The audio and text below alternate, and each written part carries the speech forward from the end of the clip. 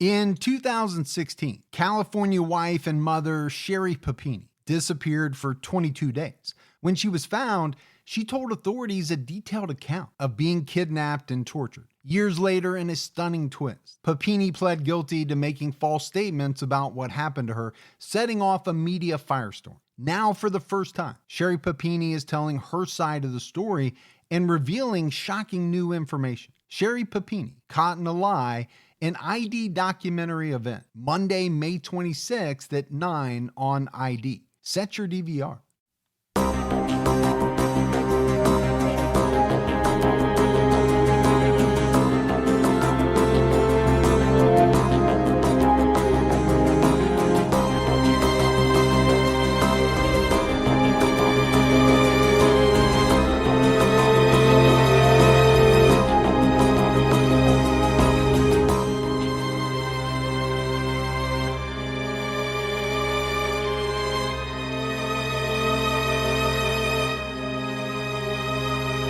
Hello, everyone, and welcome to episode 264 of the True Crime All the Time podcast. I'm Mike Ferguson, and with me, as always, is my partner in true crime, Mike Gibson. Gibby, how are you? I'm good, man. How about you? I'm doing great. Yeah? You know, the holidays are sneaking up on us. Really close. Very quickly. We do need to make an announcement that this will be our last True Crime All the Time for a couple of weeks. Yeah, taking a couple weeks off. Yep. So until after the new year. And I'm excited, man. I'm really excited to get to spend a little bit more time with family over the holidays, because for the last 5 years, it's not something that you and I have been able to do a lot of. Right. We haven't taken a lot of time off. We have not. Especially a couple of weeks at a time. So I'm kind of excited. Well, good. I am too. Let's go ahead and give our Patreon shout outs. We had Snowflakes. Hey, Snowflakes. Francis Banks. What's going on? Hey, appreciate that, Francis. Angie Moore. Hey, Angie. Kate Banks. Well, what's going on, Kate? Dirk Kumling. Well, a name like Dirk. Dirk. Yeah. Very strong. It is strong. Makes me think of that guy from the A-Team. Dirk. Dirk Benedict. Yeah. Ginger Abernethy. Hey, Ginger. Samira Niazi. What's going on, Niazi? Brad Duncan. Hey, appreciate that, Brad. Andrea Muller jumped out to our highest level. Thank you, Andrea. We had Aaron Flavel. Hey, what's going on, Flavel? Andrew Weatherhead. Well, there's a name. Weatherhead. Yeah, cool. James Talent. What's going on, James? Sarah Whitespear. Well, thank you, Sarah. Sherry Cow. Hey, Sherry. Catherine Keegan. What's up, Keegan? Laura Harrington. Hey, man, Harrington. It sounds like a soap opera, like a very fancy Dallas show or something. Yeah. Wasn't there something called the Harringtons? They were part of like Dynasty or one of those shows. I think you're right. Yeah, somewhere down there. And last but not least, Chad Hughes jumped out to our highest level. Hey, thanks, Chad. And then if we go back into the vault, Gibbs, this week we selected Jessica Hughes. Hey, appreciate that, Jessica. So big shout out to everyone. We had some PayPal donations from Gary Howard. Hey, Gary. Judy Larson. What's up, Judy? And Clara Sutherland. Well, thank you, Sutherland. So we appreciate that as well. Gibbs, right now we have an episode out on True Crime All the Time Unsolved. Fairly famous unsolved case. We're talking about the murder of Jill Dando. Yeah, pretty popular case. We're headed over to Britain to do some British stuff. So you can work on your accent. Exactly. But it's a good case. It's one of them that we're diving into. There was, an arrest, but an acquittal. I mean, everybody pretty much should know that at this point, but we're diving into the suspects and where the case stands today. Yeah, it's a very fascinating case. There's no doubt about it. All right, buddy, are you ready to get into this episode of True Crime All the Time? I'm excited. We are talking about Judy Buenoano. She was a female serial killer, but she didn't kill because of mental illness, bloodlust, or some type of sadistic sexual fantasies like some of the serial killers that we've talked about did. Judy killed for money. And not just killed, she inflicted slow, painful deaths on her victims. All of the men she killed were people with whom she was the closest to. We're talking about husbands, boyfriends, and even her own son. Wow. So she was willing to cross any line to get what she wanted. Yeah, absolutely. Prosecutors described her as a Black Widow, and also one of the most cold-blooded killers they'd ever encountered. Judius Welty was born on April 4th, 1943 in Quanah, Texas. She was the daughter of an itinerant farm worker and a stay-at-home mother. And Judy was named after her mother. Now, there's not a lot of information online about her parents. Find a Grave lists her father as Jesse Otto Welty, born in 1908, and her mother is Mary Lou Northen Welty, born in 1912. But there are some other sources that say that Judy's mother was named Judius Welty as well. Judy often said her mother was a member of the Mesquite Apache tribe, but apparently, Gibbs, this tribe does not exist. Yeah, I never heard of that tribe, so that explains why. Well, so there's a couple of things here. For me, I think first off is the name Judius. It's a somewhat different type of name. I mean, you think about us doing this show for 5 years. Right. How many Patreon names have we said over that 5-year period? It's in the thousands and tens of thousands, maybe. I have never heard of that as a first name ever in my life. I have not either. But I bet we get some responses from some listeners that say, oh, yeah. That's my name. Or that was my mom's name. Yeah. Or I know somebody with that name. Yeah, we probably will. I think the other thing that kind of jumped out at me is if you were going to say that your mother was a member of a Native American tribe, well, why would you not pick one that actually exists or did exist? Or, why would you just make one up out of whole cloth? That doesn't make any sense to me at all. No.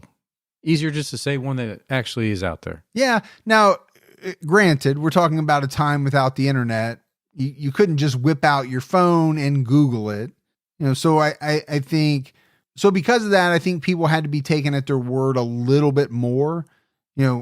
How are you going to dispute that if you can't, research it very quickly or gather facts or, anything like that? Judy had 3 siblings, but sources only name her brother Robert.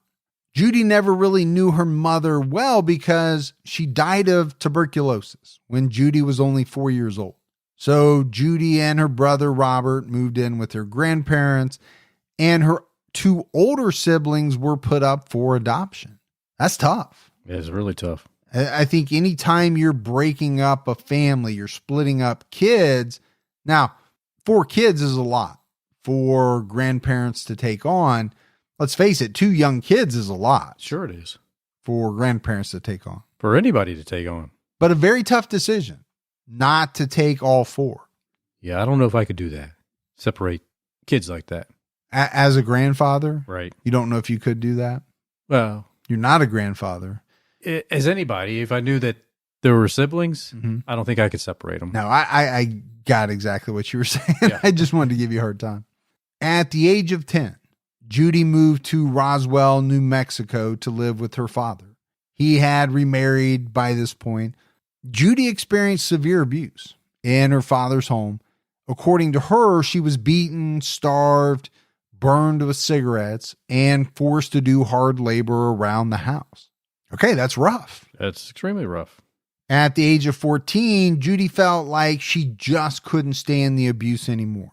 So she scalded 2 of her stepbrothers with hot grease, and she beat her father and stepmother with her hands, feet, and basically any type of object that she could find.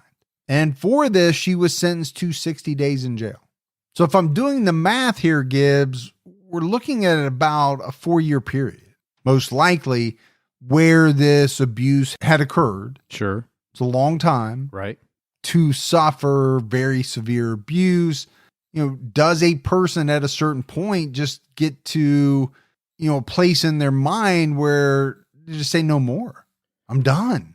I'm not putting up with it anymore. I think some do, and that's what she did. That's what it sounds like to me. Now, what she did about it, you could say was wrong, obviously. Yeah, I mean, the courts thought it was wrong.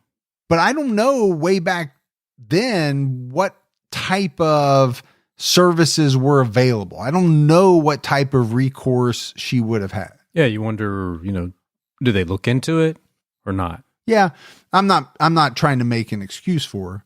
But maybe 60 days in jail to her might have been a nice little break. Well, after she served her sentence, a judge asked her if she was ready to go home. But Judy said she'd rather go to reform school. So I think that probably tells you right there that 60 days in jail was probably some type of respite for her, to the point where she's like, no, I don't want to go back there. Send me to reform school. I'll deal with whatever as long as you don't put me back in that house. Judy was sent to Foothills High School, an all-girls reform school in Albuquerque.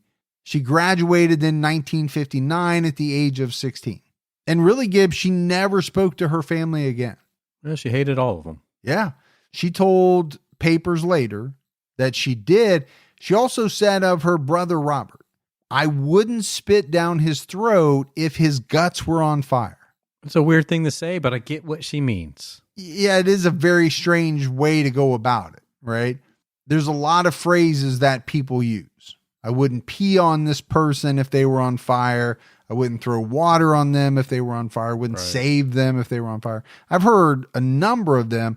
I have never heard somebody say I wouldn't spit down a person's throat if their guts were on fire. But you're really displaying quite a big level of hatred here. Sure you are. In 1960, Judy moved back to Roswell, New Mexico. She worked as a nurse's aide under the false name Anna Schultz. Judy gave birth to her first son, Michael, on March 30th, 1961. She was 17 years old at the time. Now, Judy never said who Michael's father was, but he may have been a man named Leroy Schultz, who was an Air Force sergeant. Now, Gibbs, you were born around that time, so were you born anywhere near New Mexico? We can't talk about this right now. Okay. All right. I was afraid of that, but I'm just kind of putting the timeline together here. And could it be a coincidence that your name is Michael, your birth year is pretty close there? We'll leave it up for speculation. There you go. How about that? Yeah. Judy met Air Force officer James Goodyear in Texas in 1961. At the time, she was working as a cocktail waitress. They fell in love and they got married on January 21st, 1962. James and Judy were married for 9 years. James Jr. was born on January 16th, 1966. After that, James Sr. decided to adopt Michael as his own son.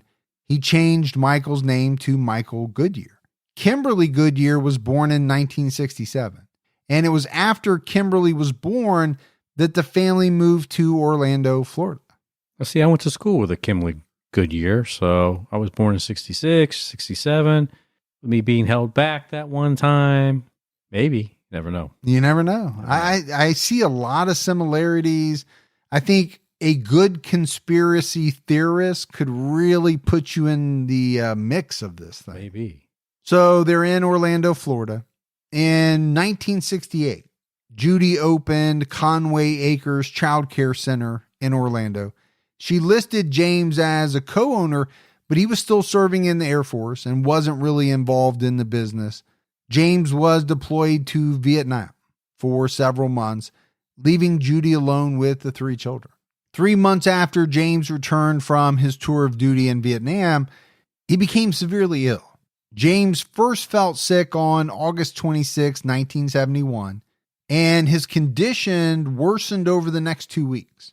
He was admitted to a U.S. Naval hospital in Orlando, suffering from what they called mysterious symptoms. Okay. It's a pretty good catch-all type phrase. Sure, yeah. We don't know what's wrong with you. These are mysterious symptoms. It was probably easy to assume maybe it was something that occurred when he was in Vietnam. Could have been. Could have been. I mean, now the doctors were never able to identify the cause of his illness.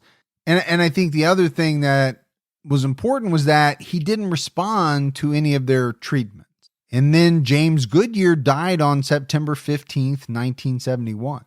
His official cause of death was cardiovascular collapse and renal failure. No toxicological screening was performed at the time that he died. I think one of the things that jumps out at me is cardiovascular, the renal failure. I think a lot of people experience that, at the end of their lives. Sure. But is there a root cause? Is there something that is really causing that? Right. Well, they didn't know what it was, so what else could they list as this is what, ultimately caused him to die? And if you're not going to do any type of toxicology work, well, you're probably not really going to be able to get to the bottom of it. Yeah, you're never going to find what the real root cause was. Judy waited about 5 days to cash in 3 different life insurance policies that James had. In total, she received $85,000 in life insurance and veteran benefits. And then just before the end of the year, Judy's house caught on fire and she collected another $90,000 insurance payment. So we're talking about $175,000 here in 1971? Yeah, it's a lot of money. That is a boatload of money. What do you think that would equate to today, Gibbs? People. $357,000. Okay. All right. Yeah. So that's just a little bit more than half. I think you're short. I think you're low. I'm 5'11". With the lifts. With the lifts, 5'11". Oh, yeah. No, I don't know. You and I always play this game. We don't know what the answer is ahead of time. We never do. I won't know until someone tells us. Right. Somebody will tell us because they'll use a calculator. I think you're low on this one, though. Yeah. Normally I'm with you, but I think you're low. All right. In 1972, Judy moved to Pensacola and began a relationship with a man named Bobby Joe Morris. They never got married, but Bobby Joe was listed as her common law husband at the end of their relationship. Judy also began having trouble with her son, Michael. He misbehaved in school. It was said, Gibbs, that he had a pretty low IQ, but Michael wasn't able to receive the type of treatment he needed because the family lost James' military benefits after his death. Judy got Michael an evaluation at the state hospital in 1974. And it was after that she sent him to foster care with a provision for psychiatric treatment.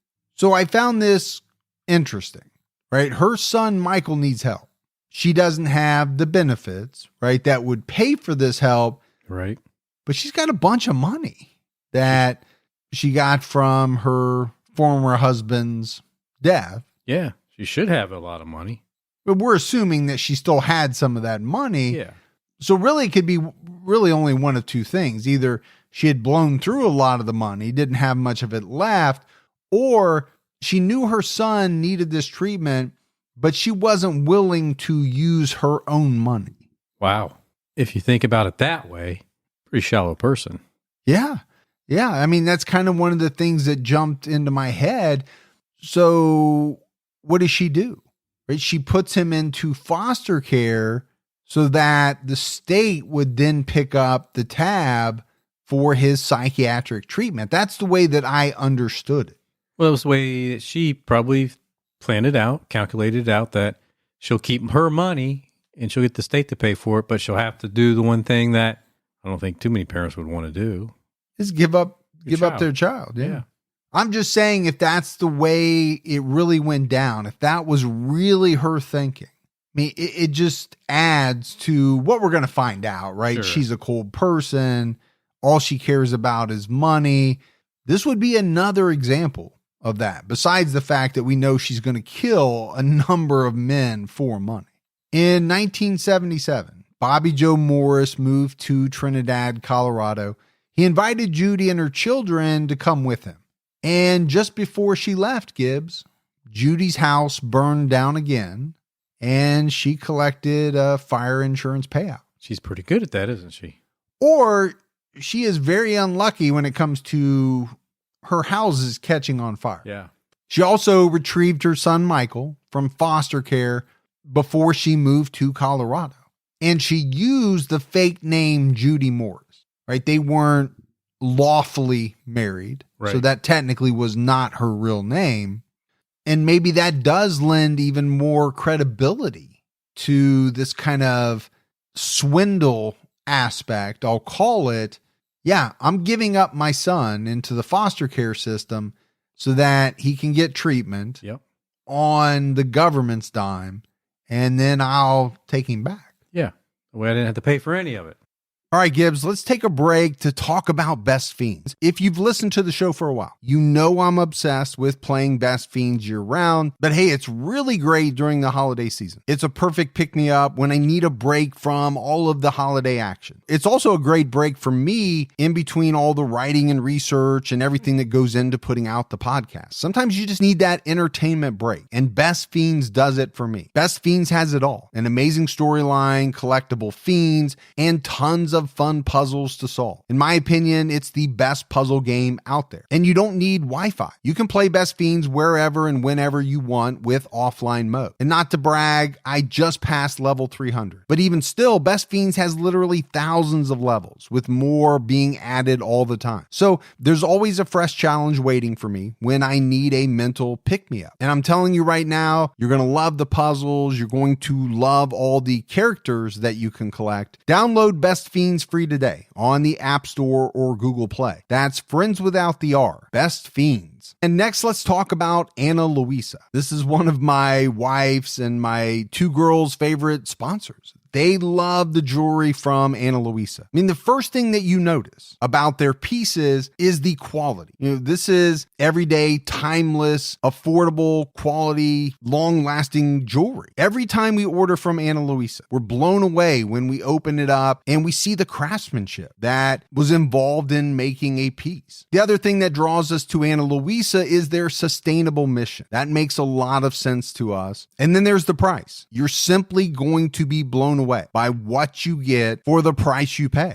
They have pieces that would be the perfect gift for anybody on your list. They have versatile designs that are perfect to mix and match, and you can wear them every day. I absolutely recommend checking out Ana Luisa's beautiful, sustainable jewelry. Their pieces start at just $39 with sales up to 25% off. So get your holiday gifts and maybe something for yourself at shop.analuisa.com/TCAT. That's shop.analuisa.com/TCAT for beautiful pieces starting at just $39 with sales up to 25% off. In 1978, Bobby Joe became sick, and he was exhibiting the same mysterious type of symptoms as James Goodyear had. He was admitted to the hospital on January 4th, 1978. And again, doctors could not identify the cause of his illness. But unlike James Goodyear, Bobby Joe was released from the hospital on January 21st, 1978, after recovering from his illness. But just 2 days later, on the 23rd, he collapsed at the dinner table and was rushed back to the hospital. This time, he was even more severely ill, and he died on January 28th from cardiac arrest and metabolic acidosis. Sounds like a painful death. Doesn't sound good at all. But just the next month, Judy cashed in 3 life insurance policies Bobby Joe had taken out, totaling $23,000. So not as much money. No. As was in the case of her first husband. But Bobby's family was highly suspicious. They believed he was murdered, but apparently didn't say anything at the time. The reason they thought Judy might have killed him is because Bobby Joe's mother overheard the couple discussing a murder. Bobby Joe also made a very strange deathbed confession. And this revolves around the fact that Judy was suspected in a 1974 Alabama murder case. That year, Judy and Bobby visited his hometown of Brewton, Alabama. And during their visit, a Florida man was found dead in a motel room in Brewton. The police traced an anonymous call from a payphone to the motel room. They found the man fatally shot with a .22 caliber gun. And his throat was slashed for good measure. Leaving nothing to chance. I was going to say, somebody was not going to take the chance that the gunshot alone was going to kill him. They slashed his throat to make sure there was no doubt that this man was going to die.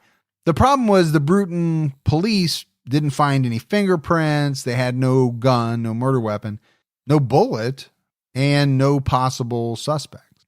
But according to various papers, Bobby Joe's mother overheard Judy telling Bobby, the son of a bitch shouldn't have come up here in the first place. He knew if he came up here, he was going to die. All right. Nope, she's just saying how it is. Yeah, I think as a mother-in-law, though, you hear that and you got to be wondering what in the heck is going on here. And it was while Bobby Joe was delirious on his deathbed that he blurted out, Judy, we never should have done that terrible thing. The problem was police could never find enough evidence to charge Judy in the murder. On May 3rd, 1978, Judy legally changed her name to Judy Buenoano, which is Spanish for good year, as a tribute to James. Then in June of 1978, she and her children moved back to Pensacola, Florida. In June of 1979, Judy's son, Michael, dropped out of high school and joined the Army. He was 19 years old. He was assigned to Fort Benning, Georgia. On his way there, he stopped to visit Judy. But when he arrived at Fort Benning on November 6th, he showed signs of severe illness. He was very, very sick. Michael was diagnosed with arsenic poisoning. The physician found 7 times the normal level of arsenic in his body. It's extreme. It's extreme, and the problem was they couldn't do anything to reverse the damage that was already done. 6 weeks after the first exposure, his arms and legs had atrophied so much that he couldn't walk. He couldn't use his hands. So beginning in January of 1980, Michael underwent 3 months of physical therapy at Walter Reed Hospital. He was then transferred to Tampa for long-term physical therapy and occupational rehabilitation for what they called profound heavy metal neuropathy. And apparently this is defined as a degeneration of nerves outside the spinal column, which leaves a person with no nerve or muscle function below their knees and elbows. Okay. Well, that's tough. That's really tough. You kind of need both of those to be able to use your legs, use your hands. Kind of work together. Yeah. Michael's doctors gave him heavy metal braces to support his limbs. This gear that they outfitted him with, Gibbs, was said to have weighed 60 pounds. I'm kind of picturing the old knights and their armor. You know, all that stuff weighed so much. I don't even know how they fought in it. Yeah, I mean, obviously he had to have this to be able to even, get around. But wow, 60 pounds. Michael's doctor warned him that he'd need to make adequate safety provisions if he ever made the decision to go out on the water because he could no longer swim. Well, 60 pounds of metal on you, not going to help. Well, I think even without that. Right. You're not going to jump off of a boat into the water or jump into a lake or even wade into a lake very far because your body is just not going to allow you to swim at this point. And the reason why we're talking about this is it comes up later, obviously. Sure.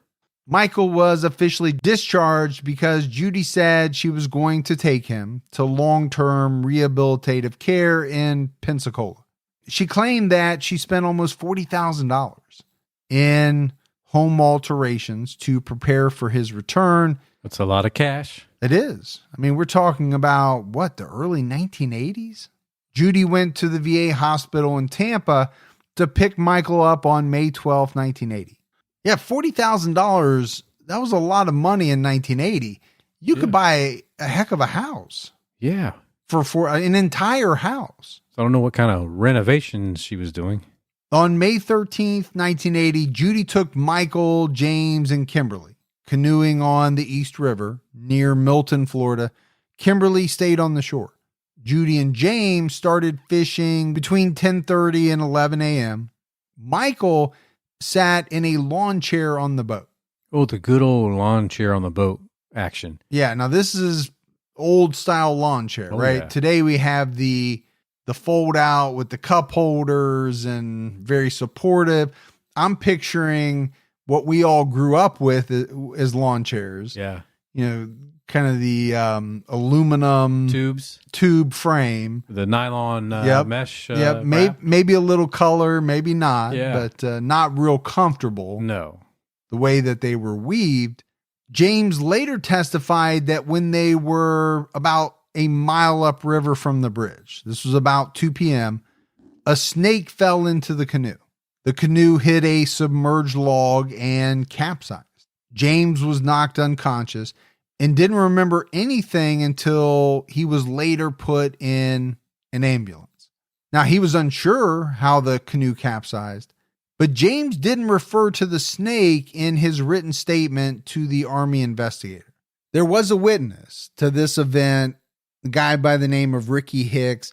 He also gave a statement and then later testified at a trial. He went fishing between 2 and 2:30 p.m. And it was Ricky Hicks who retrieved Judy and James from the river after their accident. What he said was that he saw an overturned canoe and an ice chest floating in the river. He said that Judy told him she, quote, lost the other boy after a snake fell into the canoe. The canoe overturned when she tried to hold the snake down with the paddle. He also said that she told him that it was useless to go back for Michael. All right, you could make a case, Gibbs, for that first part. You could. There's a plausibility aspect there, right? Snake falls in, there's panic, the canoe capsizes, and Michael falls in. We know Michael can't swim, but what type of mother would tell their rescuer, hey, it's useless, don't even try. Yeah, don't waste your time here. Yeah, man. Don't waste your time trying to save my other son. That seems so ludicrous to me that any mother would say something like that. If anything, they'd be saying the exact opposite. Exactly. Please help me. Do whatever you can. Yeah. Or they would be trying to, locate him themselves. Yeah. And Hicks has stated that Judy really only seemed concerned for James. He drove Judy's car to a phone and called a rescue squad. He and the sheriff looked for Michael. And one thing Gibbs that he has stated was that the current was slow that day. The canoe, some of the other debris, it really never moved all that much during, the search time. A rescue squad diver also testified that they found Michael's body 3 hours later. He said, too, the river was very slow that day, and Michael's body hadn't moved far from where Judy said that the accident occurred. James and Judy both said that Michael was wearing a ski belt, but he was not wearing it when first responders found his body. Now, many people may not know what a ski belt is. Are you familiar with one? Oh, yeah, man. Okay. My wife does a lot of skiing. Her parents, her grandparents, they've been into skiing for a long time. Her grandmother still, to this day, when we're on the water, will only use one of those old-timey type ski belts. Yeah. That's what she likes. She'll use it just to even kind of bob up and down in the water. So we have a number of them. They're all old and they still work. I used to prefer those in the water. Did you? Yeah. Because, less restrictive. Yeah. Because you are all about range of movement. Mm-hmm. Exactly. I needed to move my body. Okay. So, that's all. All right. You got to get foot loose. In the water. Crazy like that. So we have a lot of stuff here, Gibbs. Some of it not quite adding up. Some of it being contradictions between what James and Judy said and what eyewitnesses and first responders said. Judy told the first responders that she was a doctor. When she gave her statement, she told authorities that the canoe capsized. She said Michael was weighed down by his braces and drowned. Well, they were 60 pounds. 60, 65 pounds, yeah. She said he was thrown into the water a mile upstream from where Ricky Hicks discovered her and James. Judy and James were able to get out of the water. She said she resuscitated James after finding him face down in the water, but she couldn't find Michael, and she swam downstream because the current was too strong to swim upstream. Again, we've had multiple people say that there really was no current whatsoever, so that doesn't seem right. But police accepted Judy's statement and essentially closed the case. But Army investigators weren't happy with this, and they started their own investigation on May 28th, 1980. Maybe part of that was that Judy received $20,000 from Michael's military life insurance policy. Michael designated his principal beneficiary to be determined by law. He had 2 more policies worth $1,000 with double indemnity provisions for accidental death. And on April 5th, 1980, Judy requested duplicates of these policies. Michael had another $15,000 policy with an accidental death benefit of $30,000, which was purchased on March 22nd, 1978. Kind of busy with all this. There's a lot going on. And then Judy purchased another policy for $20,000 on October 8th, 1978. This one, too, had a double indemnity accidental death provision. So when it was all totaled up, Judy received a little bit over $100,000 in benefits after Michael's death. Another pretty penny. Well, there's no doubt that she received a lot of money over the years from people in her life dying. Now, could these all be coincidences? Maybe. Could somebody have that much bad luck? That much tragedy befall them? It's possible. Sure. Now, we know that's not the case with Judy Buenoano. We know that. We're going to find that out. But I think when you look at, especially with Michael, okay, this is a lot of different types of policies. They just all happen to have, the kind of accidental death, the double indemnity provisions. That seems strange. That then he ultimately dies of this accidental death. Well, I think it seems strange to many, but really strange to the sheriff's department, especially when they found out Judy had taken out civilian life insurance policies on Michael. Kind of a red flag, right? Yeah. And then I think an even bigger red flag was when handwriting experts believed that Michael's signature on the documents were fake. So none of this looked good for her, right? It's all pointing to her taking out a bunch of policies, maybe setting up this scenario where her son would fall into the river and drown. Right. But again, as had happened before, the authorities, however much suspicion they had, they just didn't have enough evidence to charge her with insurance fraud, let alone murder, and the case got dropped. She got lucky. Later that same year, Judy began dating a man named Gerald Dossett. He became mysteriously ill and died. Now, Judy is suspected of murdering him, but she was never charged with anything related to his death. And there's really not much out there, Gibbs, about Gerald or his relationship with Judy. But he could have been a victim of hers. Yeah, we just don't know. There's really not much out there. We don't know if she collected life insurance policies or anything like that. Judy eventually opened a beauty salon in Gulf Breeze, Florida. She began dating a man named John Gentry. He was a businessman from Pensacola. Judy told John that she attended nursing school, that she had a PhD in biochemistry and psychology, and had recently completed a tour of duty as head nurse at West Florida Hospital. Hey, if you're going to puff yourself up, you might as well go full bore. Well, that's the way I feel about it too. Right. If you're going to submit your resume, you're going to pepper it up a little bit. Yeah, I always put down on my resume. I'm the CFO. CFO? CFO. Oh, CFO. Yeah. Yeah. I don't want to go too extreme and say CEO. Oh, okay. So you'll take a step down, one step down, and say you're the CFO. Exactly. It's kind of believable. Even if you're a temp. Exactly. Or even if you had a temp job. Yeah. You were the CFO. That's right. Well, I hope nobody that you work with is listening, because now they know how you got to where you are today. Well, there you go. Yeah. But hey, a PhD in both biochemistry and psychology. That is very impressive. That's dedicated study there. So this all culminated with John becoming infatuated with Judy. He bought her expensive gifts, paid for them to go on cruises. He even had champagne imported just for her. That's some infatuation there. It's big time.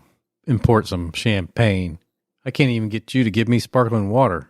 No, because you don't need sparkling water. You drink it out of the faucet just like the rest of us. And I'll be happy with it out of my plastic cup here. Where do you think that he imported that champagne from? France. Where in France? Champagne. Champagne. Okay. I just wanted to see if you knew or not. Or some people might say Champagne, Illinois. Or Champagne. Champagne. That's a good one there. I'm not going to lie. I was actually impressed that you knew that. I thought it was going to get you there. Yeah. I am a world traveler. You are. I should have known. Don't let allergy season slow you down. Get common allergy meds for as little as $15 with GoodRx. So you and your family, pets included, can stop allergy symptoms before they start. GoodRx is free and easy to use. Just search for your prescription on the website or the app, compare prices, and get a free coupon to show your pharmacist. Save at over 70,000 local pharmacies nationwide, including Walmart, Walgreens, CVS, Publix, Kroger, and many more. Check GoodRx before every trip to the pharmacy to save up to 80% on both brand and generic medications. And did you know GoodRx rewards you for saving money too? Join GoodRx Rewards today and earn points every time you use a coupon. Remember, GoodRx is not insurance, but works whether you have insurance or not. And it could be your insurance copay price. I've been using GoodRx for years, and I can't tell you how many times I have saved money even with my insurance. Stop allergies before they start and save big on allergy medications this season with GoodRx. Go to goodrx.com/TCAT. That's goodrx.com/TCATT. Once the temps start rising, I realized I was back in the same worn out rotation. Same tank, same shorts, same everything. So I gave my daily uniform an upgrade with Quince. Their pieces are easy, elevated, and somehow make me feel more put together without even trying. Like their 100% European linen shorts and dresses from $30. Luxe swimwear, Italian leather platform sandals, and so much more. The best part, everything with Quince is priced 50 to 80% less than what you'd find at similar brands. By working directly with top artisans and cutting out the middleman, Quince gives you luxury without the markup. And Quince only works with factories that use safe, ethical, and responsible manufacturing practices and premium fabrics and finishes. I'm getting ready to stock up on shorts for summer from Quince, and I know they're going to be amazing because everything I've ordered has been of the highest quality, and the prices are amazing. Treat your closet to a little summer glow up with Quince. Go to quince.com/TCAT for free shipping on your order and 365-day returns. That's QUINCE.com/TCATT to get free shipping and 365-day returns. Quince.com/TCAT. In October 1982, Judy told John that they should take out life insurance policies on each other. They each purchased a $50,000 policy and named the other as the beneficiary. But Judy later went behind John's back and increased his policy to $500,000. Okay. Now, she paid the premiums herself. Sure. She didn't want him to know. Sure. But I think we can all see where we're headed here. Well, yeah. It certainly made me nervous when you started flinging those policies around to me. Well, 15 policies. I didn't feel like that was excessive to have out on you. I pay the premium, so what do you care? Well, there's a reason why I care. But here's the other thing, Gibbs, that did kind of cause me to pause for a little bit. You're not married. You've met this person. Okay, I get it. You're infatuated with her. But this person comes to you and says, hey, let's take out life insurance policies on each other. Yeah. Why? Because we're in love, man. Well, to be fair, love will make you do some strange things. It will. It can cloud your thinking, sometimes cause you to do things that you normally wouldn't do. This one just seemed like a real kind of head scratcher to me. Yeah, I don't think I would feel the need to open up a life insurance policy on somebody. No. Now, I haven't dated in a long time. Right. I've been married for over 25 years. I feel pretty comfortable with the life insurance policies that we have. If something happened and I had to start dating again, and a woman came to me that I was dating and said, hey, let's take out life insurance policies on each other, I would say, why? And have you been talking to Gibby? Yeah. And what do you have planned? Yeah. In December 1982, John suddenly caught a cold. Judy gave him what she said were vitamin C capsules to help him feel better. Okay. It's very nice. My wife does the same thing. Yeah. Just trying to take care of you. Sure. But instead of getting better, John experienced some extreme nausea and vomiting. When he told Judy about his symptoms, she told him to take a double dose of the vitamin. Well, yeah, you're not taking enough, honey. Take more. That'll help you. John checked himself into a hospital on December 16th. He recovered and was released on the 28th. That's 12 days in the hospital. So, believe me, I know what it's like to be in a hospital for an extended period of time. It's no fun. It's no fun, but it also, I think, shows you kind of the level of illness that he was experiencing to have to stay in there that long. But when he was in there, he started to feel better. Well, and he also had stopped taking Judy's vitamins, right? But I don't think that John thought about that at the time. I don't think he put two and two together. Judy gave him another vitamin when he got home. He got sick again, but eventually recovered. So, I mean, that tells me right there that John didn't believe that it was the vitamins that were making him sick. On June 25th, 1983, Judy announced that she was pregnant. At a dinner party, John went out to get some champagne to celebrate. That's what people would do. The problem is when he started his car, a bomb exploded. He was seriously injured, and trauma surgeons barely saved his life. Well, that's getting really serious here. So let's look at this timeline just a little bit, Gibbs. You had the insurance policies taken out in October of 1982. Just a couple of months later is when John began getting very, very sick in December of 82. But then it goes all the way to June of 1983. And that's when the bomb exploded that almost killed him. The police weren't able to interview John until June 29th. And that's when they learned about the life insurance policies that he and Judy had. It's also when the police began looking into Judy's background and found out that she had pretty much lied about her entire life story. Yeah. They also learned that Judy wasn't actually pregnant. That's because she could not be pregnant. Medical records showed that she had been sterilized in 1975. So her life is a big web of lies. And more was about to come out. Police found out that Judy had booked a cruise for herself and her children later that summer. But she didn't purchase a ticket for John.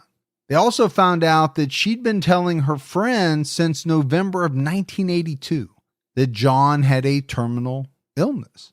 Again, go back to the timeline. Yeah. Right? November, this is a month after the life insurance policies were taken out. So she's definitely trying to set this up. Yeah. Trying to prepare everyone for the fact that John's going to die. Yeah. Can you imagine how John felt when he found this out? Well, there was a lot in the research about the fact that he was extremely disturbed when this information came to light. He informed the police that Judy had been giving him vitamins that made him feel sick. And it was really these vitamins, Gibbs, that were the key that allowed police to uncover Judy's crimes that had occurred over about the past decade. So police got a hold of these vitamins and they sent them to a lab.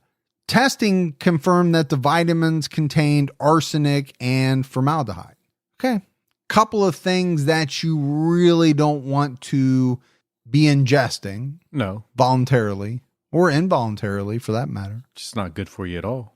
But even so, the Florida state attorney declined to file charges of attempted murder against Judy, citing insufficient evidence. Well, I think they just needed something more than that to go to trial with.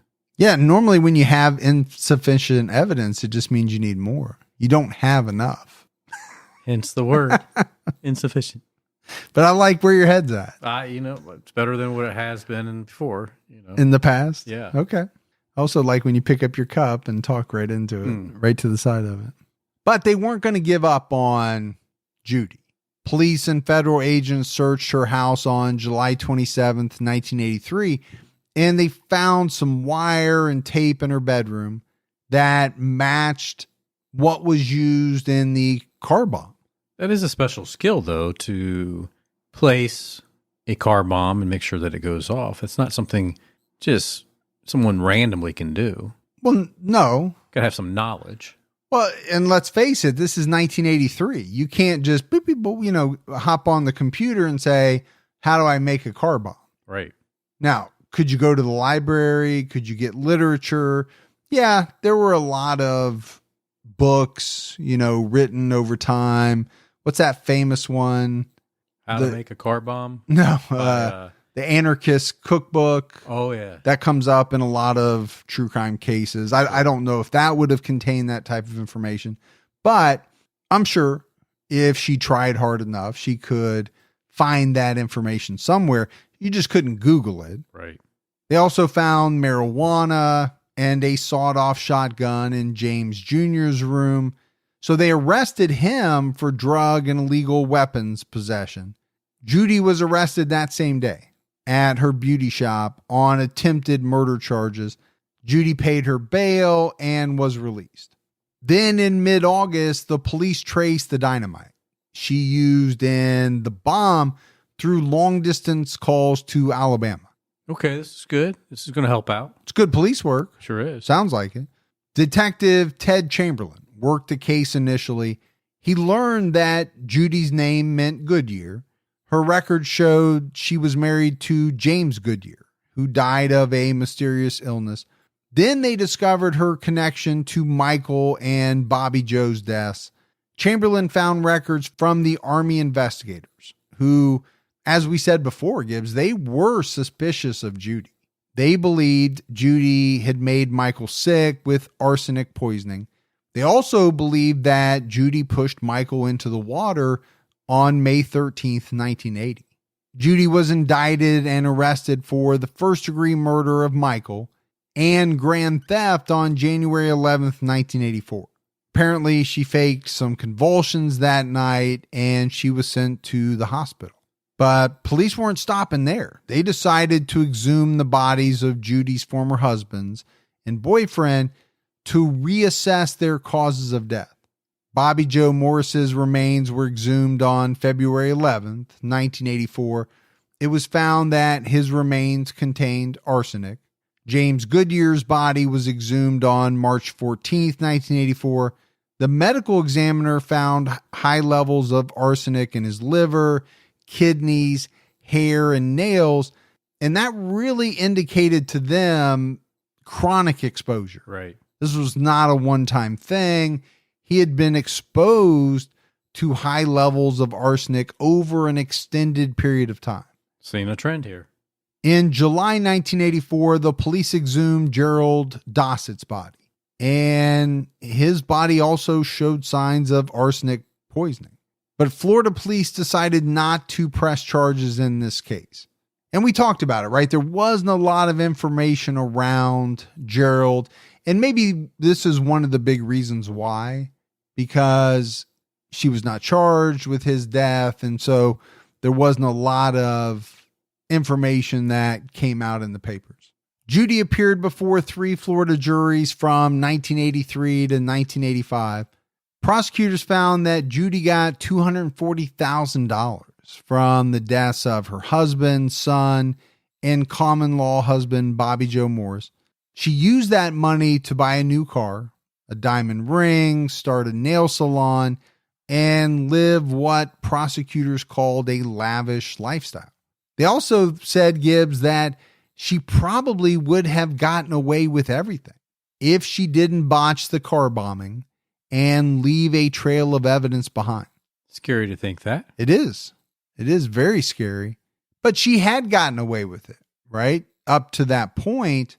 So I get what their thinking was. Hey, if she would have stopped, or if she would have not botched the car bombing, who would have ever known? Or who would have ever really looked into it further? So obviously Judy was charged with a number of murders, but she also received multiple charges for grand theft and insurance fraud. Judy's first degree murder trial for Michael began on March 22nd, 1984. And she gave 4 different versions of what happened that day. Something that I know juries always love, right? They want to hear 4 different versions of what really happened. Right. You know, your defense attorney can't be happy about that either. Ultimately, investigators determined that she pushed Michael out of the canoe. Former neighbor Constance Lang testified that Judy was ashamed of Michael and that she asked Constance to take Michael from the house whenever visitors came over. She was distant from him, but very close with James and Kimberly. She also said that James and Michael had a bad relationship. Kimberly testified for the defense, and she said that Judy and Michael loved each other. But she did admit that during an argument, she once said to her mother, "Just like you killed Michael." Okay. A little damning, Sure I think. Now, her boyfriend, David Lackey, testified that Kimberly had told him Judy drowned Michael for insurance money. And Judy was found guilty of drowning Michael on April 1st, 1984. On June 6th, she was sentenced to life in prison without the possibility of parole for 25 years. All right, so she already has one lengthy sentence. Right. Pensacola prosecutor Russell Edgar called Judy the Black Widow because she preyed on her mates and her young. He said twisted greed was her only motive. And I don't think there's any doubt about that. And we have done some greed cases here recently. We've done some in the past. They're always extremely scary to me. You know, let's face it, all the cases we do are scary in one way or the other. Right. When you think about someone making the decision to end another's life, think about a mother making the decision to end her son's life for a little bit of money. Yeah, that's not going to be there forever. That cash will be spent. It's beyond comprehension, let alone killing husbands and boyfriends and all that as she did. And next we get to the attempted murder of John Gentry. You know, not only was Judy charged with that, but her son James was as well. But on August 10th, 1984, James was acquitted of the attempted murder of John Gentry. Judy went to trial for her attempted murder charges on October 15th, 1984, and took about 3 days, Gibbs, for Judy to be convicted and sentenced to 12 years for attempted murder.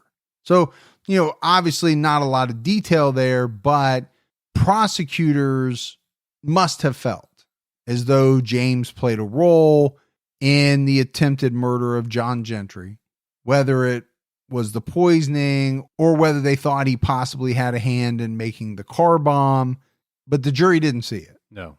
So he was acquitted, but she was not. So now she's got a life sentence, a 12-year sentence. And then she went on trial for the murder of James Goodyear on October 22nd, 1985. In that trial, the prosecution presented evidence from witness Mary Beverly Owens. Mary said on the stand that Judy confessed to killing James and advised her that she could get arsenic at the supermarket if she needed to poison someone. But I guess she informed Mary that she would have to have a strong stomach to do this because it was a slow and painful process. Okay. Again, something I don't understand. Okay, maybe this woman was a really good friend. Right. But why would you be confessing to, killing a husband and then also telling her, oh, by the way, if you need to get rid of someone, I got the stuff for you. Or you can just go to the supermarket. I'll tell you what to buy and how to do it. But you better have a strong stomach because it's not the easiest thing in the world. Yeah. What a strange conversation. It's a very strange conversation. A woman named Deborah Sims, who lived with Judy and James at one point, testified that James got sick gradually. He occasionally had hallucinations. She also said that Judy hesitated to take him to the hospital even when he became severely ill.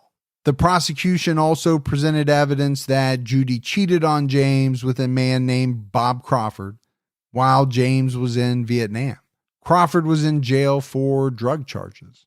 And it was on November 16th, 1985, that Judy was found guilty of murdering James Goodyear. On the 26th, Judy was sentenced to death for his murder. Her execution was set for March 30th, 1998. And a lot of the papers reported Gibbs that she cried and told the judge that she didn't ever kill anybody. She asked the court to spare her life. She asked the judge for mercy. So you were keeping a tally there, right? So we have a life sentence, no parole for at least 25 years. Right. We got a 12-year sentence. Now we got a death sentence. All well-deserved. I mean, this woman was cold. She was calculating. She was the definition of a Black Widow. Now, Colorado chose not to prosecute her for Bobby Joe's murder. I'm sure the fact that by the time that they were thinking about it, she'd already received a death sentence, played a big factor in that. Judy filed 2 direct appeals, one for Michael's case and another for James's case. Her defense used their appeal to try to cast doubt on James Goodyear's cause of death. They argued that he was poisoned in Vietnam by Agent Blue, an arsenic-containing defoliant. I've never heard of Agent Blue. I've heard of Agent Orange. I never heard of Agent Blue either. Apparently it was something used over there to get rid of the canopy, the foliage. Judy's attorneys also filed an appeal based on the work of an FBI chemist. Her appeal was led by attorney Sylvia Smith. Smith asked the court to unseal FBI documents that she believed would weaken the prosecution's case. In April 1997, the U.S. Department of Justice issued a report detailing their 18-month investigation of certain components of the FBI's laboratory. Much of this report was sealed, but Smith wanted the documents to bolster her case and argue that the lab was incompetent. So just a tactic to postpone her execution? Well, that's what the prosecution contended, right? She's just trying to delay the execution. Some of Judy's family even helped her with her appeals. They said she was a devout Roman Catholic, a loving mother, and a grandmother. She had a hard childhood, and she did. We detailed some of it. No doubt about that. They believe she was convicted based on purely circumstantial evidence. The Orlando Sentinel reported that Judy's daughter, Kimberly, begged the state not to commit a hate crime against God and humanity by executing her mother. A federal court granted Judy a stay of execution in June 1990 while her case was under appeal, but eventually that stay was repealed, and both of Judy's appeals were denied. On March 27th, 1998, the courts refused Judy's last-minute stay of execution. Her execution was set for 7:01 a.m. that coming Monday. Her final appeal was rejected on March 29th, 1998, and Governor Lawton Chiles signed her death warrant. In total, Judy spent 13 years on death row. She wrote a lot of letters. crocheted blankets and baby clothes, and she maintained her innocence until the very end. Judy always said she wanted to be remembered as a good mother. She told news outlets in a March 1998 TV interview, "I have eternal security, and I know that when I die, I will go straight to heaven and I will see Jesus." Judy said that she was tired and ready to go home. She claimed all the tragic deaths were coincidental and she never killed Michael. And she maintained her position that James was poisoned in Vietnam. And this is something that interests me, Gibbs. When a person is convicted, killer, a serial killer, someone who commits multiple murders, do they maintain their innocence the entire time? While they're incarcerated, some do. Yeah. Some eventually say, you know what? Yeah, I did that. And, I'll talk about it if you want to. I'll give interviews and, they kind of change course. Obviously she didn't. She maintained her innocence the entire time. I just always wonder, when they're giving these interviews to people, they're saying these things about, hey, I'm comfortable. I know where I'm going. Right. I'm going to see Jesus. I thought it was strange that she didn't say I was going to see Michael. I kind of would have thought maybe that would have come out of her mouth. Yeah, that would have been a good point. I know at one point she told a journalist, mothers just don't murder their children. Unfortunately, we know that's not true. Some mothers do murder. They do. Their children. It's hard to imagine. It's never easy for us to understand or, come to terms with, but it happens. It does. Sickening. Yeah, it's sickening. Judy Buenoano was executed on March 30th, 1998. And Gibbs, she was the first woman executed in Florida since 1848. Wow. That's 150 years. That's a long time. The day before she was executed, March 29th, Judy met with two of her children, a cousin and a spiritual advisor. They had communion and a final contact visit. Judy slept from 1 a.m. to 4 a.m. She ate a final meal of steamed vegetables, fresh strawberries, and hot tea. Wow. Okay. We talk about final meals a lot. If you know you're going out, at least from my way of thinking, yeah, I'm not going out with steamed vegetables. No. The fresh strawberries I was okay with. Oh, yeah, that's okay. That was about the only thing on that list I was okay with. My wife makes steamed vegetables all the time. I don't even eat them all here. I sure wouldn't ask for them as my final meal. No. She just makes them because she wants me to be healthier. She wants me to lose weight. I know why she's making steamed vegetables. You're going to have your salami and your olives and your cheese. I might go charcuterie. Yeah. That is for sure. But, we've talked about it before. I'm going all out, man. From whatever I can get. Yeah. Nowadays, it would be different. But back then, I might be able to get a filet. There you go. I might be able to get a lobster tail and some crab legs. And with heavy butter all over. Oh, I'm going surf and turf. Yeah. I'm not going steamed vegetables, though. I can tell you that right now. You're not worried about clogged arteries. I'm not worried about anything at that point. Yeah. Judy was said to be talkative and upbeat, but then that all changed. When it came time to face her execution, she was described as pale and terrified. The Orlando Sentinel wrote, "Gone were the painted, manicured fingernails and the fashionable dark hair. Gone was the tough-edged woman who drove around Pensacola in a Corvette and told bigger-than-life stories about her life, her business, and her Chanel perfume. She wasn't the same person who had boasted that Florida would never execute her.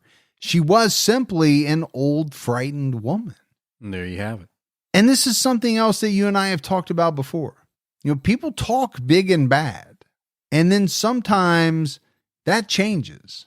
The moment that you're being walked, the moment that you're being strapped into, whether it's the gurney or the electric chair, or whatever it may be back in the day. Right.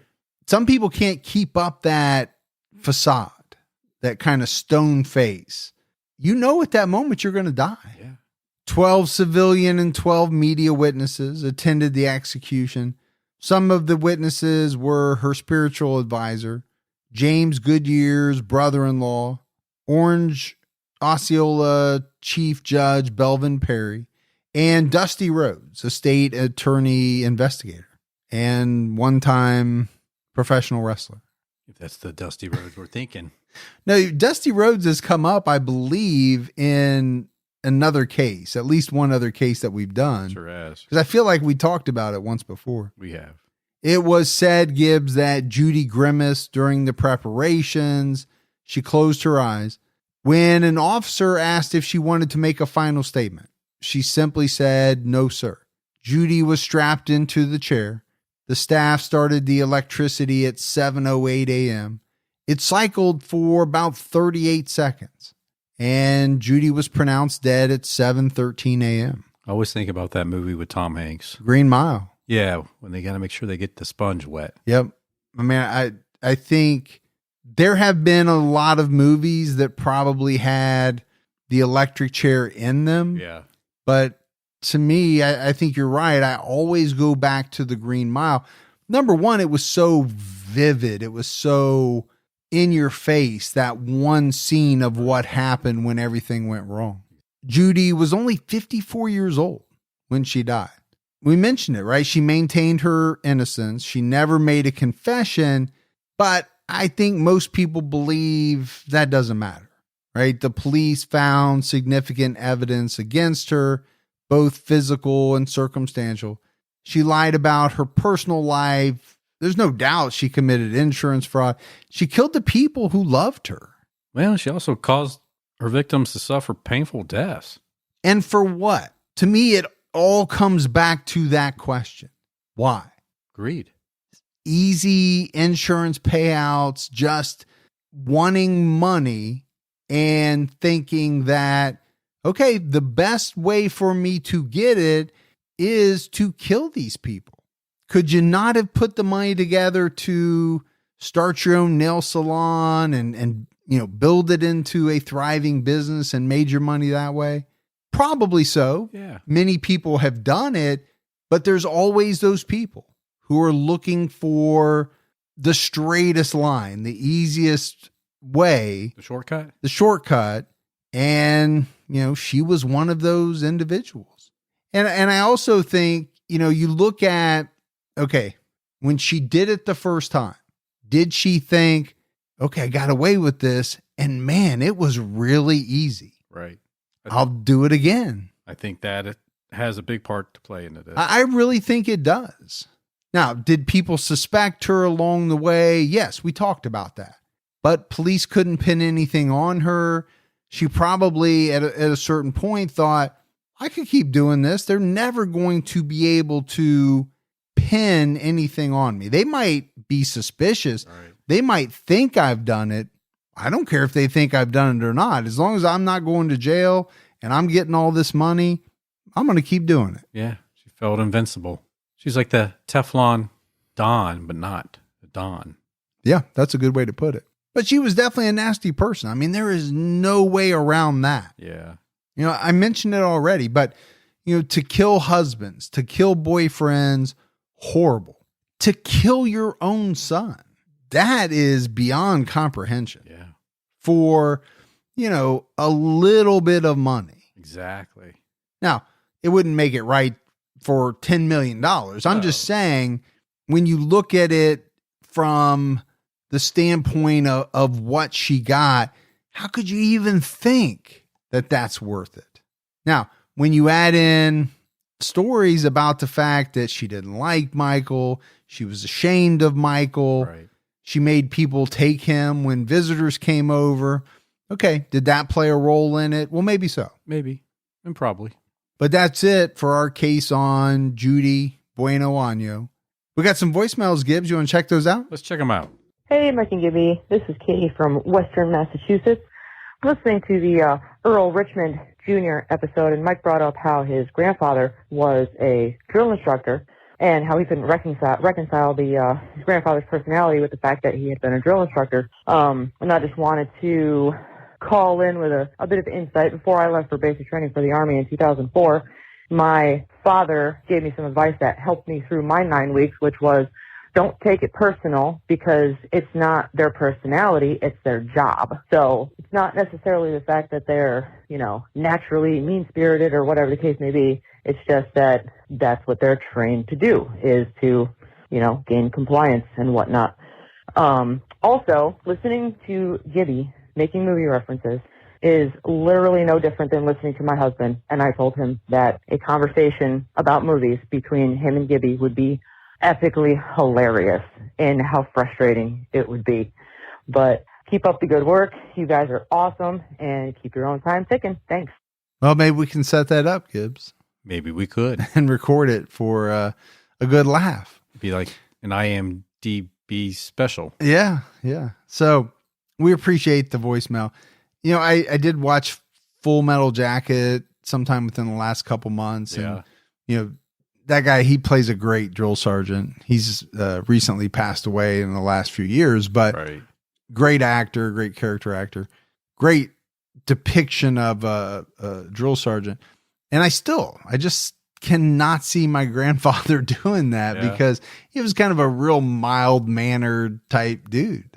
But he had a job to do and he did it well. Yeah, and I'm sure he got in people's faces and called them names and did all of that. Hello, Mike and Gibby. This is Gavin McDonald calling you again. I just wanted to let you know I'm a little bit far behind on your podcast episodes, but I directly work with the John Collins guy that we had from Michigan. I work with him I'm a corrections officer in Ionia Correctional Facility, where he is currently in a level 5 facility. He's actually something else. He's pretty timid in prison. Obviously, he's a lot older now, but, I just wanted to let you know I got a first-side insight with one of these monsters that you talk about. Thank you for listening to my voice now. Have a good night, and keep your own time ticket. Well, like we always say, Gibbs, we love to hear kind of firsthand knowledge of people that have, interactions with these individuals. And I get it. I don't know how old he is now, but one of my thoughts about that is, some of these individuals, these serial killers, they can't be the same person inside that they were on the outside. A lot of these guys are not big and bad. They plan, they take their victims by surprise. Sometimes they're not going to overpower everybody in the prison. And especially as they age, they got to be more and more fearful that somebody's going to come after them for the notoriety or whatever. Hi there. This is Cheryl from Des Moines, and I love the podcast. I think everything is fantastic. I dole it out like candy on a weekly basis. I just wanted to tell you, I was listening to the recent podcast about the 2 teenagers who were in on killing the mom, and you said something about the court aired, and I know it looks like aired, and it makes sense in our brains to say aired, and it sounds like 100% better, but it's actually erred. I had an evidence professor who just beat it into our brains that it's not aired, it's erred, like burr. And I hate to say it that way, but that's the correct way to say it. So, anyway, you keep saying it however you want to, because I don't care, but I will always be your fan. So thanks. Have a great day. Keep your own time ticket, and we'll see you on the podcast. Thanks. Bye. Well, I told you it was Erd. You never listened to me. You never said jack squat. I love these voicemails. Number one, I love to learn new things. I always have, but I have to be honest with you. When I first heard it, I thought she was full of what. Yeah. Because I've been saying it that way all my life. I've heard it said on shows, or, what's that old saying? To err is human, to forgive is divine. Okay, whatever. I look it up. Yeah, she's right. Yeah. I've never heard anyone say it that way. To Erd. But she is correct. But I'll tell you, I don't know if I can change. I'm 48 years old. Yeah. if it comes up again, I don't know if I can make myself say erd because it just doesn't seem right. Even if it is right. All right. But we appreciate that voicemail very much. Gibbs, we had some mailbag. Amber Polt sent us in some homemade personalized ornaments. Very cool. They were cool. D. Perry sent you another K-Bar Spork, which I know you love. I do. Slice and dice and eat and all in the same thing. She also sent a true crime desk calendar for the studio and some chicken chips. Chicken chips? Yeah. Like a jerky, but it's chicken made into like a crunchy chip. I'm excited to try it out. I know you will. Yeah. Because, I'm always looking for new kind of keto type snacks and things like that. But we definitely appreciate everyone who sends something in through the mail. We love it. All right, Gibbs, that's it for another episode of True Crime All the Time. Our last episode of 2021. We'll be back with everyone in 2022. Yeah. Kind of hard to say. I know. To be honest with you. But for Mike and Gibby, stay safe and keep your own time ticking.